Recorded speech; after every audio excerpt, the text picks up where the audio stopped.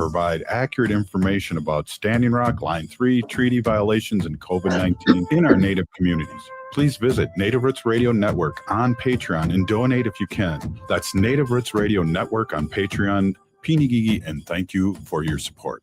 The city of Minneapolis is now on Native Roots Radio with Minneapolis AIR.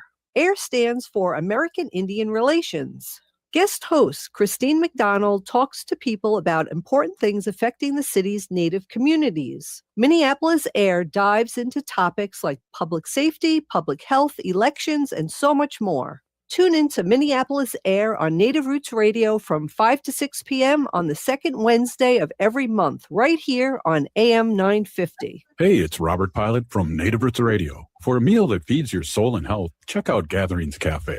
Located in the renovative Minneapolis American Indian Center, Executive Chef Vernon Defoe and team serve up incredible indigenous flavors. Gatherings Cafe has amazing bison tacos featuring lean protein from native wise, corn tortillas, and homemade sides. It's fresh, local food rooted in ancestral knowledge. Stop by for breakfast or lunch. That's Gatherings Cafe, where tradition meets innovation. When we heal from our traumas, when we face our fears, let go of our addictions, when we relearn our values, when we live our teachings, respecting our elders, cherishing and honoring our children, when we honor and take care of our spirit, there will be no room left for sexual violence. Sponsored by the Minnesota Indian Women's Sexual Assault Coalition. Culture prevents so many negative things from happening to us as individuals and as communities. Strong roots begin with a healthy heart. For Indigenous women, heart health is part of caring for community, culture, and future generations. Even small steps can help protect what matters most. Discover ways to support your heart at hennepincounty.gov/hearts-beats, because your heart beats for generations. With your AM 950 weather, I'm Patrick Lilia. Tonight, cloudy with a low of 64, then Thursday, sunshine with a high of 84. See Wicked, the Broadway sensation that tells the untold true story of the Witches of Oz. Experience the magic at the Orpheum Theater from July 8th through August 9th. Get your tickets at Ticketmaster and use code TGSWIK for 25% off select performances. Portions of Native Roots Radio may be pre-recorded. It's a good day to be Indigenous. Get up, stand up. They are going to become more brutal. Because all the hippies were trying to be Indians anyway. They're going to become more repressive because it's a matter of dollars and their illusionary concepts of power. Hey, Victor. We must live in balance with the earth. And also with recent happenings at Wounded Knee. I am awake. Welcome to Native Roots Radio presents I'm Awake, and I'm your host, Wakanja Hade. Hey, Kadagi, to all my friends and relatives in four directions. Hey, this episode is presented in partnership with the city of Minneapolis for Minneapolis AIR, American Indian Relations, who host a monthly conversation on the second Wednesday of the month regarding what's happening and impacting our Native communities in Minneapolis. We're grateful for this partnership and to keep up to date on topics that can better support our largest urban Indian population in the country. I'll pass things over to Minneapolis American Indian Community Specialist and guest host, Christine McDonald. Christine, I think I just took you off the... Yeah. Hey, welcome back. Hey, there you are. Welcome, and thank you so much for hosting this monthly show. Thank you so much, Robert. So, Buju, Ogadaki, Gabawit, Nindijnakas, Ajijak, Nindindem. I'm Christine McDonald. I'm the American Indian Community Specialist for the city of Minneapolis, and I am the host of Minneapolis AIR, American Indian Relations. And on the show today, we are going to learn about the city of Minneapolis's Two-Spirit LGBTQIA plus equity work. And we're also going to learn about getting ready to vote in this year's primary elections. Our first guest today is Shor, who is the manager of our Trans Equity work. Welcome here, Shor. Glad to have you. Hey, Christine. Thank you for having me. I'm so happy to be here with you all. I really appreciate you coming on the show today. Can you tell us about yourself maybe a little bit about how you got into the work and then what you do at the City of Minneapolis. Ooh, so many things. Hi, everybody. Again, my name is Shor. It's pronounced like the seashore or the North Shore. And my pronouns are they, them. And as Christine mentioned, I'm the Two-Spirit LGBTQIA equity manager for the city of Minneapolis. Now, there's a lot of letters in that acronym. I do not claim all of them, but my work is to support systems change and equity work for the incredibly broad and diverse needs, experiences, and cultures within our communities. And that looks a lot of ways that we're going to talk about today. But you asked me how I got into this work, and I think that's a really beautiful question. Thank you for asking that question. And it really brought me back to being a young person in my late teens and 20s, as I was moving into what I now understand as equity practice work. But back then, it was really more deeply rooted in community work and community health work. And so at that point in my life, I was doing a lot of reproductive justice and reproductive health work in Two-Spirit LGBTQIA plus communities. And I just found an incredible amount of joy and purpose in supporting our communities in different ways, and also learning and growing myself as a human being in community work that kind of led me down this path of how do we infuse equity practice into all aspects of different types of work. And so that's been kind of my path for the last 20 years is how does this show up in public health? How does this show up in our community health work, in coalition building? But the roots of all the work that I've done has been in how do we create systems and equity practices that actually support our different communities in the ways that they need to be supported. Thank you. Did I miss any of your questions? I don't think so. I think one of the things that I would love for you to do is because I know people who aren't a part of the community often ask, what is 2S LGBTQIA plus? Yeah. Okay. Let's spend a moment on this acronym situation. There are a lot of different acronyms in our communities. And so first and foremost, I'm just going to invite people to shake off perfectionism and shake off all of those feeling nervous around getting it right that white supremacy culture puts within all of us. This is not a race to memorize words or to even know what they all mean. It's an invitation to just learn what sticks with you, if you will, because the acronym is always changing and our community's understanding of self is changing always. And that's kind of why it changes a lot. But the acronym that we're using right now is one that reflects what's been happening in community and what community is using. And so the acronym is 2S or Two-Spirit, LGBTQIA plus, and L is lesbian, B is bisexual, T is transgender. Wait, I missed G. G is gay. Oops, missed one. Q is most often queer in our communities, but some people use it for questioning. So it can be either of those. I is for intersex. And then A is for, right now, most often I hear people using it for ACE or the asexual community, an umbrella that kind of exists within that framework. And it's also been used for ally in the past. So again, a letter that serves multiple purposes. So there's a lot there. There's a lot within even just that one version of the acronym. And I think what people often notice about the acronym is that it really points to a lot of different experiences, right? So one set of experiences are, the experiences around sexual orientation. LGB are examples of that. Queer is sometimes an example of that. And that's really about who like who are we attracted to or not attracted to in different ways. Then there's the gender and gender identity pieces of the acronym. So oftentimes trans, non-binary, queer can fall within this whole idea of how do I understand myself in the world? Now there's also a relational structure piece of our communities that's really been emerging and being named really strongly.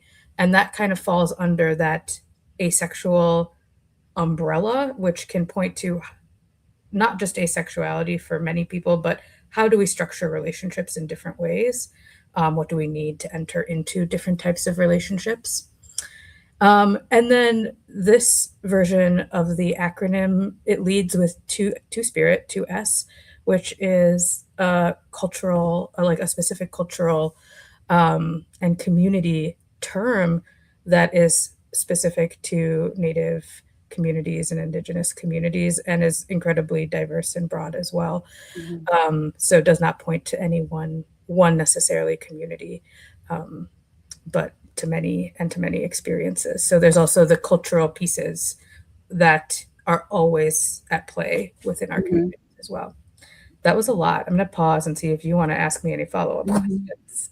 Not a follow-up question, but just express how much I really appreciate you explaining that. Because oftentimes, you get in conversations and people don't know exactly what it is, what the acronyms, what the letters stand for. So it is really helpful. And I think it's important for people to learn and know, and a sign of respect to be able to learn.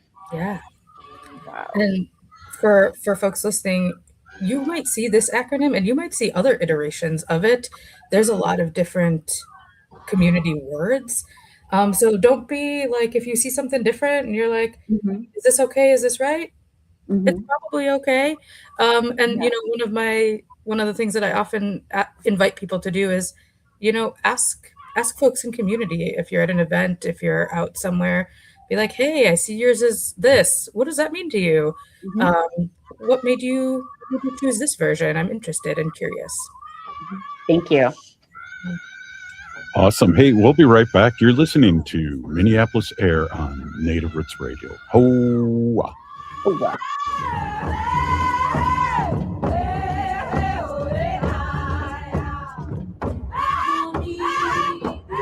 Maintaining our health, particularly our heart health, is very important to us as a family. Your heart gives you time with family, time with community, time to pass down what matters. Protecting your heart helps keep those moments alive. A visit with a healthcare provider can be one step toward a healthier future. Learn more at hennepincounty.gov/hearts-beats. Your heart health is essential because your heart beats for generations. Hey, it's Robert Pilot from Native Roots Radio. For a meal that feeds your soul and health, check out Gatherings Cafe. Located in the renovated Minneapolis American Indian Center, Executive Chef Vernon Defoe and team serve up incredible indigenous flavors. Gatherings Cafe has amazing bison tacos featuring lean protein from native wise, corn tortillas, and homemade sides. It's fresh, local food rooted in ancestral knowledge. Stop by for breakfast or lunch. That's Gatherings Cafe, where tradition meets innovation. The city of Minneapolis is now on Native Roots Radio with Minneapolis AIR. AIR stands for American Indian Relations. Guest host Christine McDonald talks to people about important things affecting the city's Native communities. Minneapolis AIR dives into topics like public safety, public health, elections, and so much more. Tune in to Minneapolis AIR on Native Roots Radio from 5 to 6 p.m. on the second Wednesday of every month, right here on AM 950. Unwanted sexting or photos, inappropriate jokes, even tickling or wrestling can feel like a violation. Catcalling, cornering, or groping, getting them drunk or high for sex, recording sexual acts without permission, hurting someone because of their sexual orientation, raping a family member, a child, a date, a friend, a stranger, purchasing a human being for sex. You make the choice every single time. Sexual violence is many things. Make a choice. Do not do it. Sponsored by the Minnesota Indian Women's Sexual Assault Coalition. I'm I'm Lieutenant Governor Peggy Flanagan, and I want to be your next United States Senator, and you are listening to Native Roots Radio. Welcome back to Native Roots Radio presents I'm Awake, and this is Robert Pilot. Hey, this episode is supported by the city of Minneapolis with Minneapolis AIR, American Indian Relations. Here's our guest host, Christine McDonald. Oh, Welcome back. I'm Christine McDonald, American Indian Community Specialist with the City of Minneapolis, and your host for Minneapolis AIR. Joining us today is Shor, who is the Two-Spirit LGBTQIA plus Equity Work Manager for the City of Minneapolis. Let's go right back into our questions for today. Can you tell us a bit about the history of this work at the City of Minneapolis? I love that juicy question. So this is not new to the city. I'm still a little bit new. I've been with the city for just about a year now. Wow, that went fast. But this work has been present and also been building for many, many years, if not decades, through our communities and community organizing. As we know, and in lots of our cultural communities, it takes a lot of time to even get equity work, like on the radar in government. And so when it actually is on the radar, that's a big deal. That means a lot of people have put a lot of time and energy and work into getting it on the radar in government. And so I first and foremost want to give a big thank you to all of the people that I know and that I don't know who put this work together for decades before it got, for example, funded at the city level. So much gratitude to the people who came before me, who laid the foundation for the work that we're doing now. But I think about 12 or 14 years ago, I can't remember exactly, when it was more formalized, the city really started listening to community, because community was saying, there's a lot of Two-Spirit LGBTQIA folks in Minneapolis, and city government needs to be thoughtfully considering our needs and, frankly, the variety of needs and equity issues that come at different intersections in our communities. And city government started listening and started putting together programs like the Trans Equity Summit, which started 11 years ago, and the Trans Equity Council, which I think started 9 or 10 years ago, and then started actually funding this equity work through ordinances within the city. And so this work was formalized, probably about 12, 14 years ago, and really, looking to, again, elders in our community like Andrea Jenkins, who really helped pave the way, not just for those programmatic components, but for a lot of pieces of getting this work moving and sustained over the years. And so as my predecessors did so much work building those foundational pieces, I got to walk into this role and so gratefully start to think about, how do we really create a longer lasting impact for our communities? What is the vision of this work moving forward? What does meaningful support from government look and feel like? How do we make sure that everybody in government can serve our communities in meaningful ways that make sense to our communities? So that's really what I'm looking to do, and what I'm centering in my work moving forward is working closely with community orgs, and really working together to prioritize what is government's role in supporting our communities now and into the future. That's great. And so what are you working on now, and what is your team going to be working on? Yeah, so something that I've been working on that I kind of alluded to just now was doing a lot of listening in my first year. So in my first year, I met with a lot of community members. I did a lot of community conversations to really get to the roots of what is happening in our communities and what do we need to be prioritizing and working on, and really taking all of that and putting together a plan for us to work from moving forward. I think that equity work and equity practice in government has generally like some different kind of areas of work. One is being responsive to community. So when something happens, showing up, figuring out what our role is, how we support, what do folks need from us in those moments of response. Yeah. And then I think another big piece of the work is how do we create structure for the work moving forward so that we can continue building out and growing some of the things that we've been working on, like the summit and the Trans Equity Council, but then also growing the things that folks need now. So we know housing is a huge issue in our communities. Job security is a huge issue in our communities. And so what is the city's role in that work moving forward is a big part of what we're going to be working on moving forward.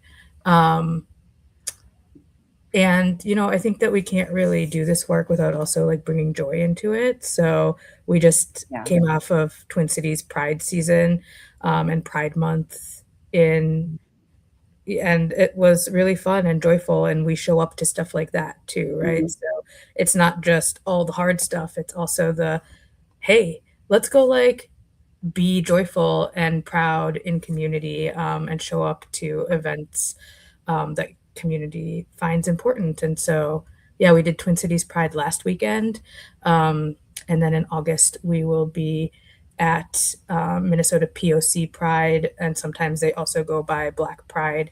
And that's in mid-August, I believe it's August 13th. And so would love to invite folks to Minnesota POC Pride. And it's a wonderful event in Powderhorn Park. Yeah. So you did mention the Trans Equity Council. Can you tell me a little bit about what the Trans Equity Council is, who it's made up with, and is there opportunity, if not there, where community can get involved? Yeah, that's a great question. So the Trans Equity Council has been an official city council in the past, and it's seated by ward, and then also there's open seats as well. And all of the folks who have been on the council have applied and generally are in community. So the whole purpose is like to bring folks from community into government processes to support holding us accountable to say what to what we say we're going to do. And that's really important work. It supports transparency. It supports accountability. And it also creates pathways for people to participate in local government, which is really important because that's what local government is about. It's about serving our communities. So we will likely be reseating that council next spring when things open up. And so when that's available, I will put that out on our website for communities to access those applications. And I believe our website was posted already for folks to find stuff on. And it's minneapolismn.gov. Oh, it's very long. I don't know if I should say it all. Should I say it all? Yeah. Okay. It's minneapolismn.gov/government/departments/NCR and then /2S LGBTQIA-equity. Wow, that is long. I didn't realize how long it was. It was really long. That's really long. Do you know how many seats there are on the council? I don't remember off the top of my head, but I think it's 14. Okay, if it's at least 13 if it's by ward. Yeah, Each it might ward has actually one. be 16 then. Maybe, and then most likely like a mayoral seat. Usually. Yeah, and then I think that maybe there was 4 others. Okay. So there's opportunity for community to be involved and have a say and participate and hold accountable the people that are doing the work. Yep. So that's awesome. It's pretty exciting. And so in your first year, what are some of the things you've heard from the community? You know, having been in community work for a long time, it's really interesting to have these continuous and ongoing conversations because honestly, the issues have been very similar for 20 years. And I think that this is true and present across so many of our communities. Like, we are talking about really similar issues over and over again. Things like, wow, our communities have a really hard time accessing safe and stable housing. It's a huge issue in our community. And riding alongside that is a lot of Two-Spirit LGBTQIA people are facing higher rates of houselessness and homelessness than non-Two-Spirit LGBTQIA communities. So housing, homelessness are huge issues in our community. Access to, meaningful or employment period is an issue in our community. Something that has always been coming up, but I think feels really, it feels really big and potent right now in a different cultural way, is safety.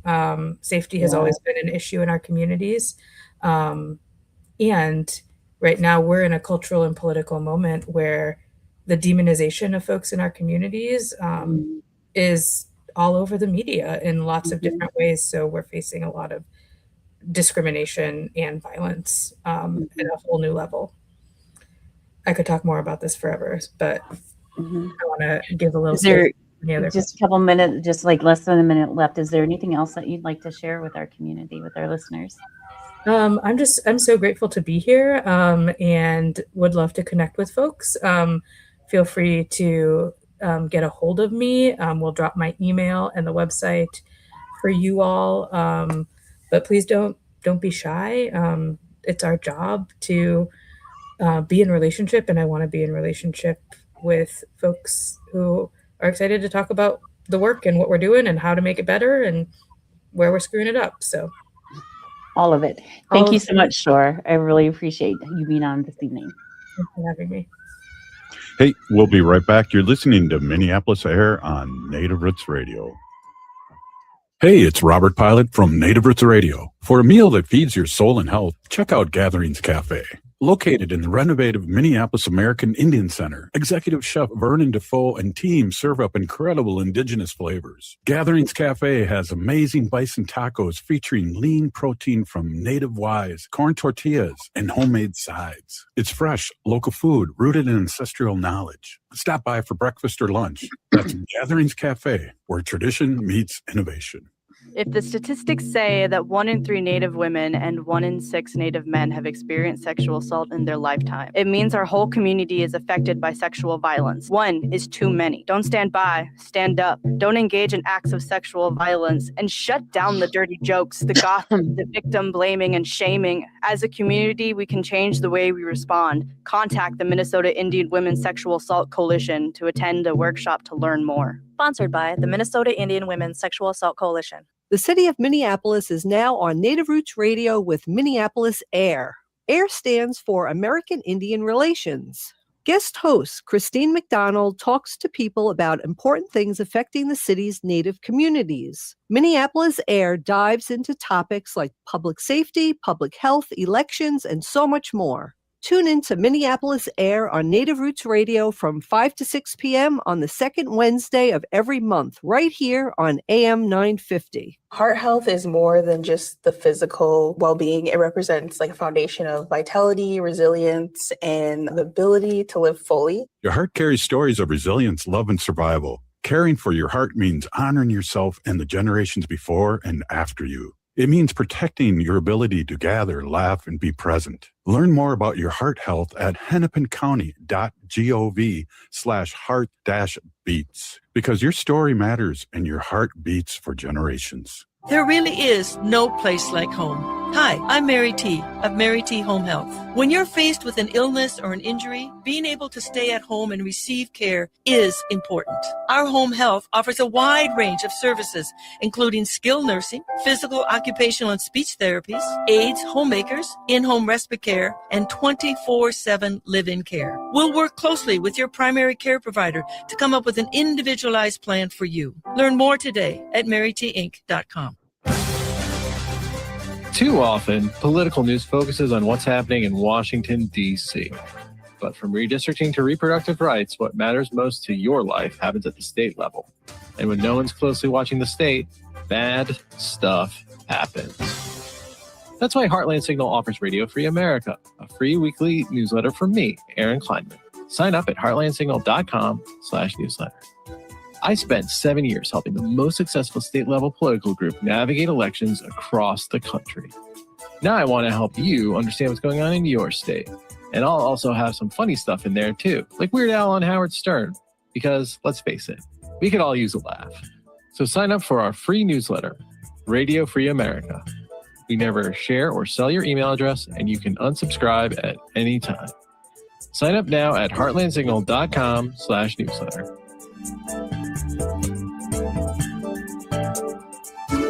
With your AM 950 weather, I'm Patrick Lilia. Tonight, cloudy with a low of 64, then Thursday, sunshine with a high of 84. Gatherings Cafe serves incredible indigenous flavors centered in ancestral knowledge and where tradition meets innovation. Gatherings Cafe is open for breakfast and lunch, located inside the newly renovated Minneapolis American Indian Center. Visit gatheringscafe.com for more. AM 950, the progressive voice of Minnesota. Hi, I'm Jane Fonda, and you're listening to Native Roots Radio. And we're back to Native Roots Radio presents I'm Awake, and this is Robert Pilot. Hey, this episode is supported by the City of Minneapolis with Minneapolis AIR, American Indian Relations. Here's our guest host, Christine McDonald. Thank you. Welcome back. I'm Christine McDonald, American Indian Community Specialist with the City of Minneapolis, and your host of Minneapolis AIR, American Indian Relations. Our next segment, we are joined by Katie Smith, who is the Director of Elections and Voter Services for the City of Minneapolis. And we're going to be talking about early voting. We're in election season, and Katie is here to tell us everything we need to know. Hi, Katie. Thank you for being here. Hi, Christine. Thanks for having me back. I always love to get to come on and connect and talk about elections. Thank you. Can you tell us a little bit about yourself and about what your job is at the City of Minneapolis?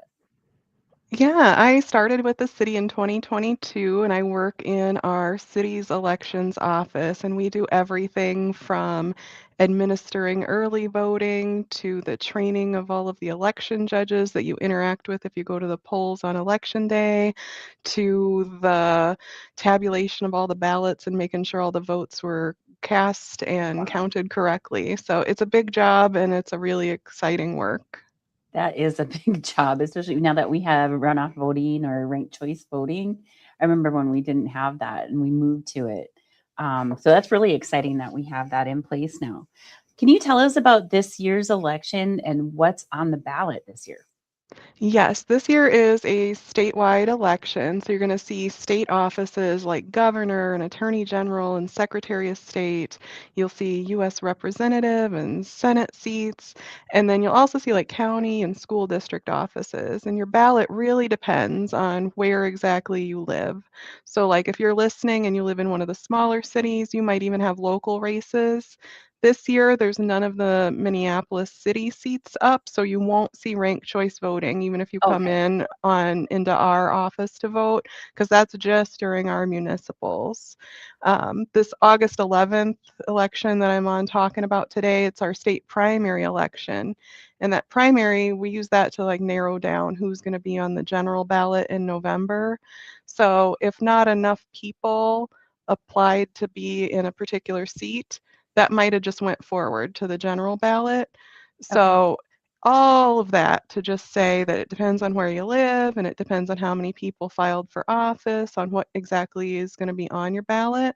So I just recommend that everybody goes over to the website, vote.minneapolismn.gov, and we've got links where you can preview ahead of time exactly what your ballot's going to look like so you can prepare and make your plan for voting. That's awesome. That's a great tool to see the ballot before going to the polls. Is there anything that voters should be aware of with that primary ballot? Yes, primaries are different state to state. So if either this is your first time voting in a Minnesota primary, or if you've voted in primaries elsewhere and just moved to the state, it's just kind of important to understand the ballot layout when you go to vote. The front side of our ballot will be two different columns, one for each of the major political parties, and you get to vote in just one of those columns to help narrow down the candidates within that parties' races. And then on the back side of the ballot, you'll see all of the nonpartisan races. So candidates that aren't tied to a political party, for example, the school board races. And in the back side of the ballot, then you can vote on all of those. And there'll be instructions, and you'll be given instructions by the team when you go in to vote. So it is helpful, though, to be able to look at that ballot ahead of time. Mm-hmm. We're now just weeks away from that primary election. What should voters be doing now? It is getting close. Early voting has already started, so the period of time where you can cast your ballot ahead of time has already started, but there's still plenty of time, whether you want to vote on election day at your precinct, whether you want to come in and see us here at the Early Vote Center, or whether you're planning to vote by mail. We just encourage everybody to make a plan, find a choice in all of those options that work best for them, and be prepared to cast their ballot. So what can people do to vote ahead of this election? Yes, for the primary election, voters can cast their ballot here at the office at Minneapolis Elections and Voter Services. We're at 980 East Hennepin Avenue. Right now, we're open 8 to 4:30 Monday through Friday, but we're going to have additional evening and weekend hours as we start getting closer and closer to Election Day. And then our site is just for residents of Minneapolis. All Hennepin County residents, including people that live in the city, can also choose to vote downtown at the Hennepin County Government Center. Oh. So if you're listening and you live in the county but you don't live in Minneapolis, that's an option for you. And you'll just want to check out their website for their hours before you head out. And so then how would someone vote by mail? To vote by mail, we just tell everybody there's no need to wait. You can go ahead and request your ballot now. That website I mentioned earlier, the vote.minneapolismn.gov, you'll hear me say it several times, but it really is a one-stop shop for all things elections. Go on there, go ahead and request your ballot. And then there's several different ways to return it. You can mail it back. It comes already with postage paid return materials, so you don't have to buy a stamp or anything. You can also drop it off to our office during open hours. Drop off, it has to be back by 5 p.m. on election night. If you're mailing it back, it has to be back in the office by 8 o'clock on election night to be counted. And then don't bring it out to the polling place because we can't accept them out at the polls. They do have to make it back to the main office. And then we're reminding everybody whenever you do vote by mail, there is a section on it, and you'll see it on there. It says that it's for a witness. So you'll need a second person to sign the ballot envelope. Oh, okay. And to vote on election day, what do you do? Yeah, on election day, that address that I gave earlier, that's not where you're going to want to go. You're going to want to go to your polling place. So that's a specific polling place that's in the precinct where you live. So it's going to be somewhere local within your community. And you can also go to that website, vote.minneapolismn.gov, and there'll be a link there where you can find your specific polling place.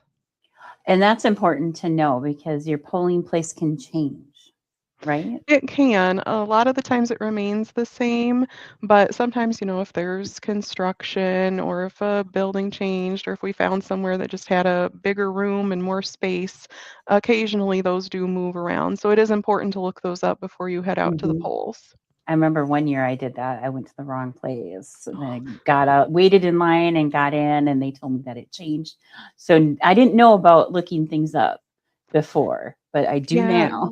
That is good that's a good note. It's good to make a plan ahead of time and to make sure that that you know which location you're going to. Yeah. So I think a couple things have changed in kind of recently. Can you remind people who is eligible to vote now? Yes, to vote in Minnesota, you need to be a U.S. citizen, at least 18 years old on election day, a resident of Minnesota for the last 20 days, not currently incarcerated for a felony conviction, and not under a court order which revokes your right to vote. And the big change in all of that list is the not currently incarcerated of a felony conviction. It used to be worded differently, but now basically it's like once you're out, you can vote. It used to be tied to whether or not you were on papers, on probation, etc. And they took some of that language out of there. So now it's like if you're not incarcerated, if you're not in prison, you can vote. You can vote. Yes. So get out and vote. You can vote. Yes. Let's talk about voter registration. If you're registered to vote, do you have to re-register? No, once you've registered, you don't have to register again unless you change your name or you move or you don't vote at least once in an election cycle. And by election cycle, we mean the whole big 4-year cycle. So if you're registered with your current name and your current address, then you're all set and you don't need to do anything. You don't need to bring anything with you when you vote. We do have a link on that website that I keep mentioning, so you can check ahead of time if you're curious, like, oh, have I voted in the last 4 years? Or, oh, did I re-register after I moved? So it's also just a good part of planning just to double check on your registration too. Okay. So I just moved. So I'm going to have to re-register. Am I going to make it in time for the primary? Yes. So if you do need to re-register, you're still ahead right now of the pre-registration deadline. That's 21 days before the election. So there's still plenty of time to register to vote and already be on the voter rolls when you get there on election day itself. But if you do need to change or update your registration, or if you're registering for the first time and you don't make that cutoff, don't worry, because Minnesota is an election day registration state. So you can register as a part of the voting process. You can do that whether you're voting by mail or whether you're voting early or whether you're voting in person on election day. You can register as a part of voting. There is just one more piece of that, and that's that you have to you can't just check in. You also have to provide documents when you come in and register as a part of the voting process. And what you use to register with, there's a whole bunch of different options. It might be a current valid ID. It might be an old ID plus a specific bill. You might have someone that you know that vouches for you. There's a whole bunch of different options to find one that works best for you. I'll say it again.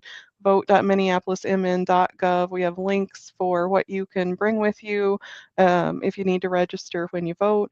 Or if you don't have access to the website, you can just give 311 a call and they can help walk you through and find a way that works for you. So what are some of the types of specific bills that I could bring with me when I go in? It's a really specific list. I don't have it in front of me. That's why I really tell people to go over and double check and make sure that it's one of them that's on the state's approved list. Trying to think through. I don't want to give wrong info, so I will refrain from doing so. Good call. Don't have me ring in the wrong thing and then I get turned away. I'll have to register. I'll visit that website one more time. Vote.minneapolismn.gov, the one-stop shop for all things elections in the city. Great. Thank you. We'll be back. Hey, we'll be right back. You're listening to Minneapolis AIR on Native Roots Radio.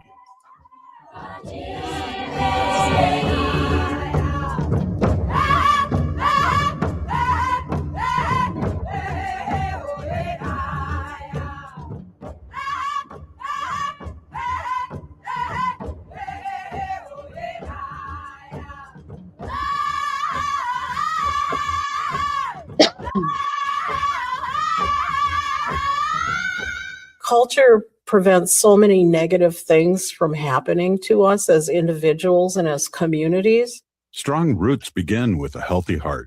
For Indigenous women, heart health is part of caring for community, culture, and future generations. Even small steps can help protect what matters most. Discover ways to support your heart at hennepincounty.gov/hearts-beats, because your heart beats for generations. We are your relatives, We are your relations, brothers, sisters, sons. daughters. And some of us are your grandchildren. We are your community. Historically, we held places of honor and respect. Because of the impact of colonization, some of us are rejected, thrown out from family, friends, and community, set up as targets for sexual violence, sex trafficked, humiliated, tortured, and murdered. Everybody has the right to be safe. We are your relatives. Remember, Homophobia is not traditional. Sponsored by the Minnesota Indian Women's Sexual Assault Coalition. Hey, it's Robert Pilot from Native Roots Radio. For a meal that feeds your soul and health, check out Gatherings Cafe. Located in the renovative Minneapolis American Indian Center, Executive Chef Vernon Defoe and team serve up incredible indigenous flavors. Gatherings Cafe has amazing bison tacos featuring lean protein from native wise, corn tortillas, and homemade sides. It's fresh, local food rooted in ancestral knowledge. Stop by for breakfast or lunch. That's Gatherings Cafe, where tradition meets innovation. The city of Minneapolis is now on Native Roots Radio with Minneapolis AIR. AIR stands for American Indian Relations. Guest host Christine McDonald talks to people about important things affecting the city's Native communities. Minneapolis AIR dives into topics like public safety, public health, elections, and so much more. Tune in to Minneapolis AIR on Native Roots Radio from 5 to 6 p.m. on the second Wednesday of every month, right here on AM 950. Hi, it's Dr. Evan Adams, and you're listening to Native Roots Radio. Hey, Victor, you better be listening. In this portion of the show, we'd like to bring awareness to our wolf and bear populations throughout Turtle Island. Say no to the hunts.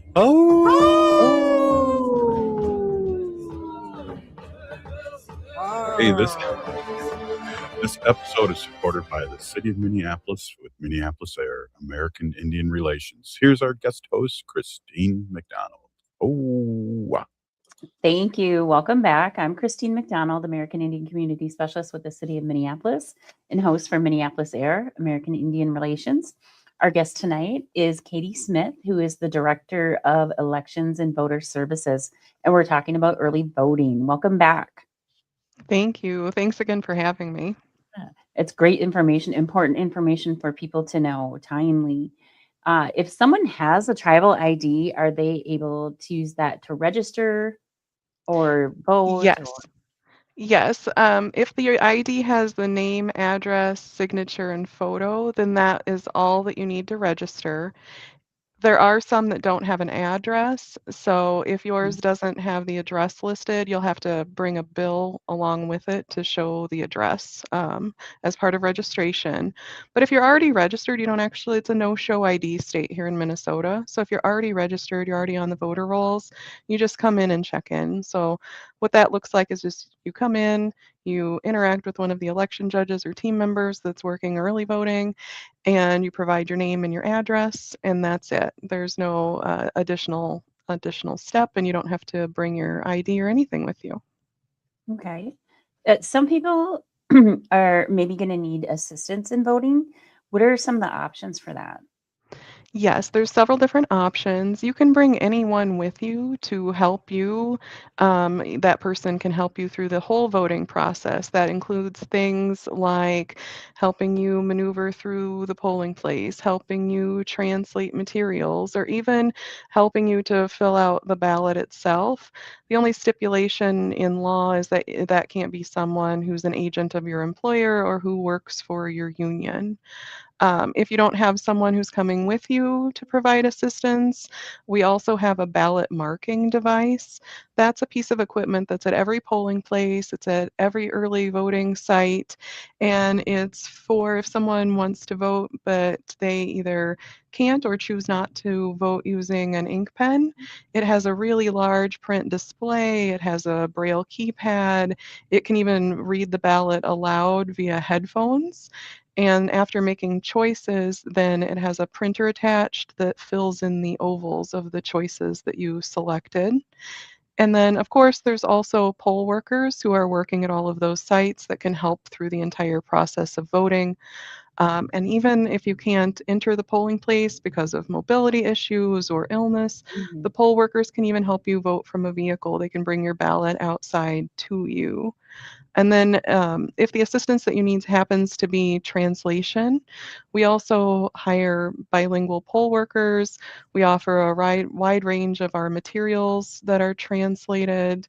You're able to bring a bilingual assistant with you. The person you bring with you to help also doesn't have to be a valid Minnesota voter. So if you have a friend, family member who's maybe not 18 yet or lives in a different state. They don't have to meet all of those same requirements that we talked about for being a voter to come in and to help you. So those are kind of just some key points and some ways that you can bring assistance with or request assistance while you're here. That's great for accessibility. Is there anything that's new this year?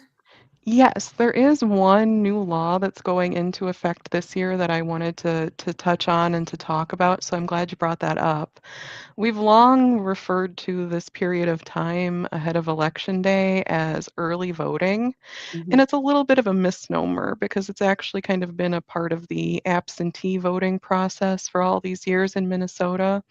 But there's a law change going into effect, and this will be our first election, this primary election, where we have actual early voting. So 18 days before Election Day, the early voting process starts. So for this primary election, that's on July the 24th. And that's the time period where you can put your ballot directly into the tabulator without a series of envelopes. In the past, we've called this time direct balloting. And Okay. for someone who's coming in to vote, it's going to look much the same as it always has. It just has a new name and a little bit of a shorter application to fill out when you come in to vote. So, little name change, but not too much of a process change from the voters' side of things. Great, thank you.